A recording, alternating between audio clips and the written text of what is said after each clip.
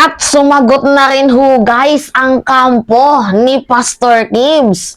Kahit nga din itong si Atty. Topacio, abay, hirap na din guys ipagtanggol itong si Pastor Kibs. Sumagot sila, ang sabi ba naman, isa daw hong panlilinlang ang ginagawa ni Senator Risa Ontiveros sa ginagawa niyang investigasyon laban dito kay Pastor Kibuloy. Isa daw ho guys panlilinlang. May panlilinlang ba na meron ng mga testimony at napakalakas pa ng testimonyang binitawan ng dalawang taong yun. Tapos yung isa meron pa pong muka. May confidence talaga siya. Confidence siya talaga na pinakita ang kanyang muka. Dahil talaga nga namang siya yung taong nakaranas ng abuso sa ilalim ng Kingdom of Jesus Christ na pagmamay-ari ni Apollo Kibuloy. Pastor Apollo Kibuloy. So, meron pa bang panlilin lang doon? At saka dagdag niya pa guys, hindi daw ho ito makatarungan at hindi daw patas para kay Apollo, Pastor Apollo Kibuloy. Yan ho ang depensa ni Atty. Topacio. Paano kasi itong si Pastor Kibuloy, lutong-luto. Ayaw nilang dalhin guys sa Senate. Gusto nila sa hukuman. Eh, yung Senate, ang tagal na ho niyang ginagawa yung ganyang kaso eh. 'Di ba? Eh, well, mahirapan ka namang ipagtanggol talaga, Atty. Topacio, biruin mo. Ito yung mga reportedly, allegedly. 'Di ba? Large-scale human trafficking. Yan. Rape, sexual abuse and violence, and child abuse of the Kingdom of Jesus Christ, KOJ. Oh, yan ho yung mga napipintong kaso ni ni Pastor Apollo Kibuloy. 'Di ba? Talaga nga namang mahirapan kang ipagtanggol, kaya sasabihin mo na lang na mayroon hong panlilin lang na ginagawa si Senator Risa Ontiveros. Anyway, go Senator Risa Ontiveros, bring it to the court, 'di ba? Anyway, so yun na nga, just like what I said, itong si Kibuloy talagang lutong-luto. Alam nyo guys, kung totoo kang matapang, wala kang kinakatakutan kahit saan ka mang dalhin. At saka kung totoong inosente ka, edi magpakita ka. Patunayan mong inosente ka. Humarap ka, magpakita ka, harapin mo kung ano man yung kinakaharap mong issue ngayon. At saka ginigipit daw sila. Sa papaano kayong paraan ginigipit? Ha? Atty. Topacio. Alam nyo, lahat ng allegation dito kay Pastor Kibuloy ay it is a serious matter.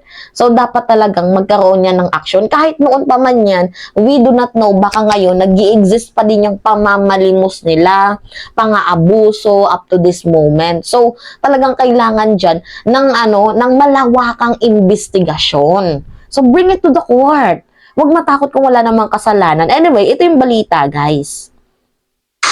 Kinestyon ng kampo ni Apollo Kibuloy ang planong investigasyon ng Senado kaugnay ng mga aligasyong human trafficking at sexual abuse laban sa religious leader. Ayon kay Atty. Ferdinand Topacio, hindi umano dapat sa Senado iniimbestigahan ang issue dahil hindi umano ito magiging patas. Inamo nito si Senador Risa Ontiveros na idulog sa hukuman ang issue. Ginagawa po ni Senator Risa Ontiveros ay isang panlilin lang. Siya ay aking hinahamon kung tingin mo matibay ang iyong mga testigo, makatotohanan ang sinasabi nila, bakit hindi mo dalhin sa hukuman kung saan patas ang laban, may due process? Bakit gusto mo sa Senado ang paglilitis? Sapagkat sa Senado, lamang na lamang ka, agrabyado kami. Ito ay bahagi ng pattern ng panggigipit, ng haharas sa SMNI at sa mga kawani nito sa Kingdom of Jesus Christ at kay Pastor Kibuloy. Yan ho ang ni Atty. Topacio. Wala daw due process. Kailan pa nagkaroon ng walang due process dyan? Kitang-kita naman yung yung mga testimony na na mga yung isa pa nga na babae, 'di ba dalawa silang nag-reveal. Yung isa naka-blurred yung kanyang muka. So, yung isa naman, talagang pinakita ang kanyang muka. May confidence siya, guys, kasi talagang naranasan niya naman yung pang-aabuso ng Kingdom of Jesus Christ ni Pastor Kibuloy. Actually, sabi pa nga ng babae, hindi ako magsasalita ng para sa akin lang. Magsasalita ako para sa mga taong naabuso na walang kakayahan na magsalita. Yung kayang mag-speak up for themselves, di ba? So, yung babae ho, ang nagre-represent ng mga boses, ng mga kababaihang naabuso ni Pastor Kibuloy. Alam nyo, may mga mali talaga na, you know what, hindi na nga dapat kampihan, kinakampihan. Di ba? Antonio Topacio, magkano ba? Di ba?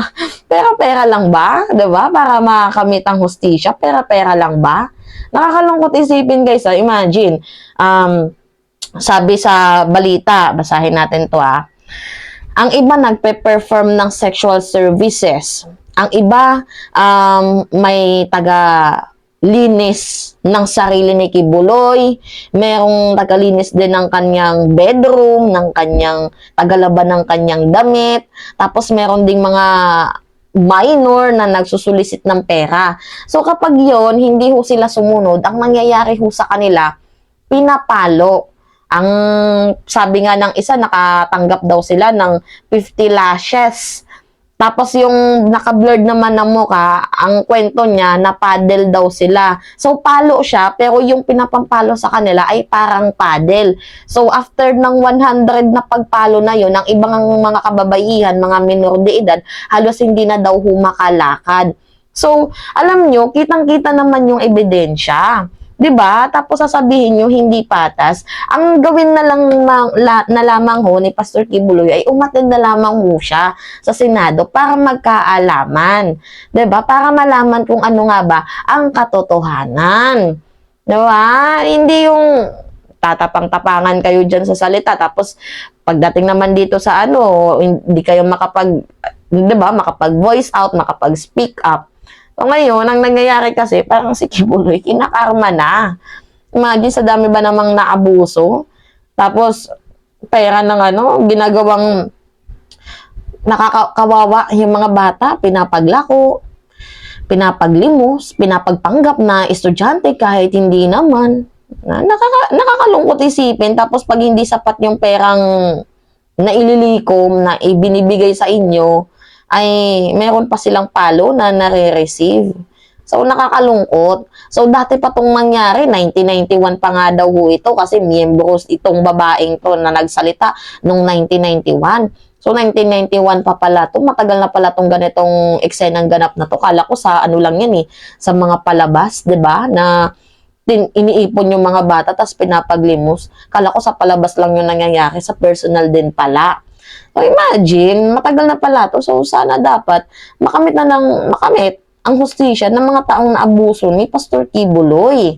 And then, hindi natin alam, baka malay nyo, up to this moment, nag-i-exist pa din yan. May namamalimos pa din gamit ang letter ng Kingdom of Jesus Christ ni Pastor Apollo Kibuloy. Actually, meron pa din, guys. Hindi lang dito sa Pilipinas, sa ibang bansa.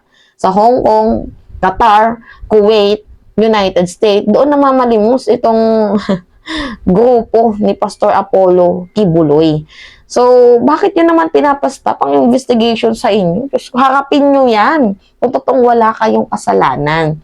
Ganun lamang ho yan kasimple. Hindi yung babanat kayo ng salita na may pagdilin lang, hindi daw makatarungan, hindi daw patas. So, magiging patas yan kung umaten si Kibuloy para nang magkaalaman, marinig namin ang kanyang side, ang kanyang panig. Diba? Bakit di kayo nagsasalita kung pwede naman si Kibuloy? Anyway, yun lamang ho ang little update natin ngayon na sinabi na Atty. Topacio na meron daw panliling lang na ginagawa itong si Senator Risa Ontiveros. Anyway, go, Senator Risa Ontiveros, bring it to the Senate. Diba? Para magkaalaman. So anyway, it's me again, si Mima Alicia Nyot, nagbabalik ulit para sa ating panibagong video.